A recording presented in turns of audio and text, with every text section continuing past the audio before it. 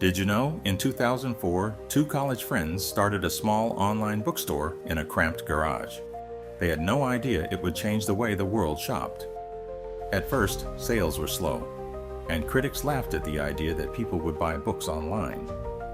Instead of giving up, they focused on one thing: the customer experience. Fast shipping, easy returns, and a constantly growing selection.